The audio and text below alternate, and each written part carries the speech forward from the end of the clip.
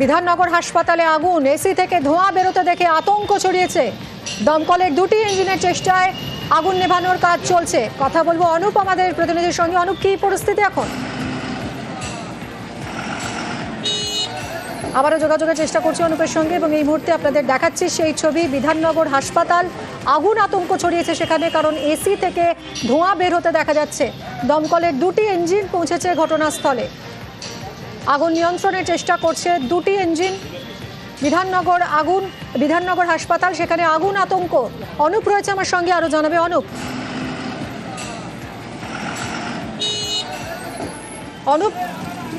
অনুপ এখন কি পরিস্থিতি? যোগাযোগের চেষ্টা করছি অনুপের সঙ্গে। বিধাননগর হাসপাতালের ছবি দেখাচ্ছি আপনাদের। বিধাননগর হাসপাতালে আগুন, আতঙ্ক, এসি থেকে ধোঁয়া বেরোতে দেখে আতঙ্ক ছড়ায়। দমকলের দুটি ইঞ্জিনের চেষ্টায় আগুন নিয়ন্ত্রণে আনার চেষ্টা চলছে। অনুপ রয়েছে সঙ্গে, জানাবে অনুপ কি পরিস্থিতি এখন?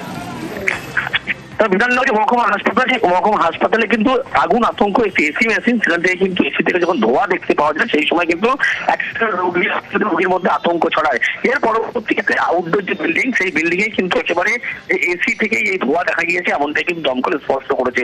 এবং যখন এই ধোঁয়া বেরোতে থাকে সেখানকার মানুষজন তারা প্রথম আতঙ্কিত হয়ে পড়ে। পরবর্তী ক্ষেত্রে দমকলের একটি এবং পরবর্তী আরো দুটি ইঞ্জিনের চেষ্টায় পুরোপুরি সম্পূর্ণ নিয়ন্ত্রণে এসেছিল হাসপাতাল। সেখানে সকাল থেকে একেবারে ভিড় যেমন ছিল রোগীদের মধ্যে এবং রোগীর আতঙ্কের মধ্যে আগুন, আতঙ্ক ছড়িয়েছিল এই ধোঁয়া বেরোনোর ফলে।